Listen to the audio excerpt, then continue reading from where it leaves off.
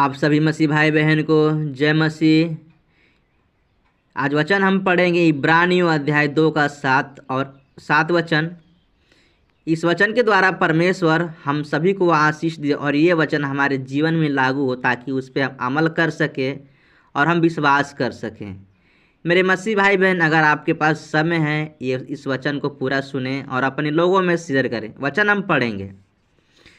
तूने उससे स्वर्गदूतों से कुछ ही कम किया, तूने उस पर महिमा और आदर का मुकुट रखा और उससे अपने हाथों के कामों पर अधिकार दिया। आमीन।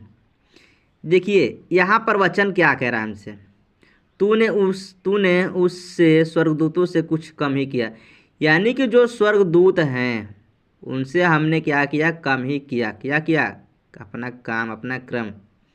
तूने उस पर महिमा और आदर का मुकुट रखा, यानी किसने, यहाँ किसकी बात हो रही है? मान के चलिए आप या मैं, जितना हम काम करेंगे लोग उतना ही हमें जानेंगे, उतना ही हम समझेंगे और हमारा सम्मान करेंगे। उसी तरह से यहाँ पे वचन कह रहा है, आगे पढ़ेंगे। और उससे अपने हाथों के कामों पर अधिकार दिया है। किसने?